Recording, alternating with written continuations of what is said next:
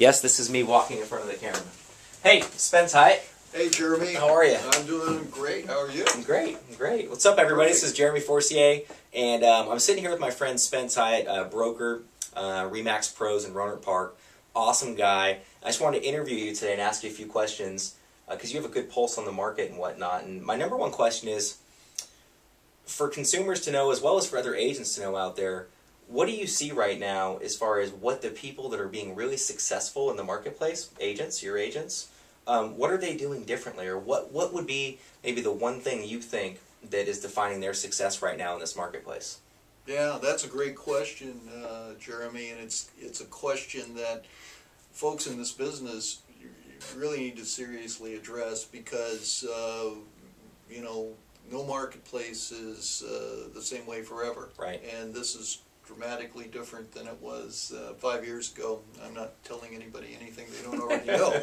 But, so what are they doing? First of all, they're recognizing that they have to look at the marketplace on a continual basis, right, and they have to figure out where is the marketplace. There's a lot of transactions taking place right now. There were more transactions last year than in 2004. Wait a second. So I don't want to look over that for a second. More transactions right now than in the beginning of the boom. Yeah, well, yeah. Wow. In fact, it's amazing. And I think there were through Barry's, our multiple listing, it was like, I can't remember the exact number, but 2010, more transactions.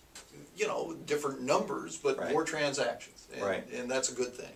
So, again, understanding that in this business, a transaction is all you can control. Prices are going to change, and they're out of our control.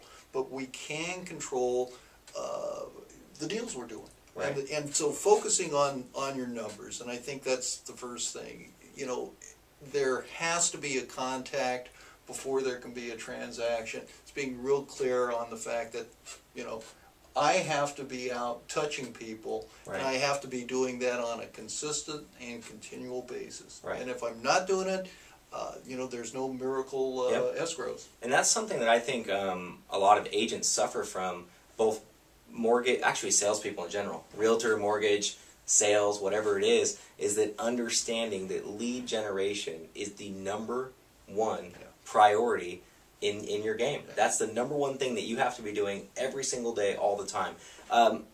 How do you help your agents with that, or how is it from a leadership standpoint?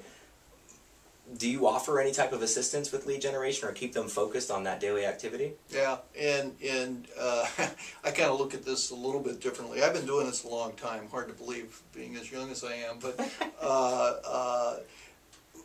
you know, throughout most of my real estate background, the difference between offices were really fairly minor. You know, one was one company and another was another company, and they had different colored jerseys, but they basically did things the same. A lot of people think the business is the same way now. I don't. I think the reason an office exists is to create leads for agents, and that's not going to work for every agent because once you create a lead, somebody needs to be able to deal with the lead, and they need to be able to convert the lead to a transaction, because leads are not the goal of the business. Transactions are the goal of the business, but you can't do a transaction without a lead. So my prejudice is that's what my job description is.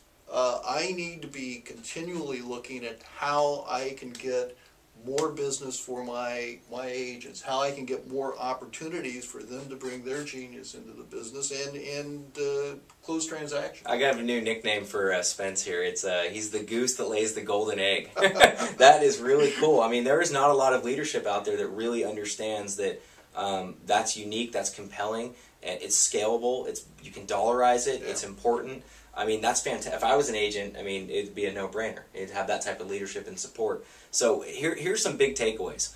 To be a successful agent right now in this marketplace, you have to be taking consistent action with your daily activities. Absolutely. Have to be doing lead generation. You have to be doing outbound calls. You have to be taking action consistently on a daily basis. That means you got to be organized, by the way. And number two is to make sure that you have supportive leadership. you have someone there that understands the vision of where you want to go and that's going to help you get there. And I can't tell you, I'll tell you what's testimonial to Spence here, is that I was just in his office, you know, waiting to come in and meet with him. He didn't know I was going to do this interview. And walks in an agent, Robin was her name, and she said, Spence, I'm going to be writing an offer on $1 million property. Yeah. And I was like, wow, congratulations. You know, how'd you get it? The goose that laid the golden egg over here through a referral site that you guys sponsor and take part in, actually generated that lead that shows you that she was able to convert it into something that wasn't there before from something you gave her. So what a gift. Wonderful guy. If you have any questions about real estate, call Spence. If you have any questions about mortgage, call me. We'll see you guys next time. Thanks Thanks, Jeremy. Spence. Appreciate it.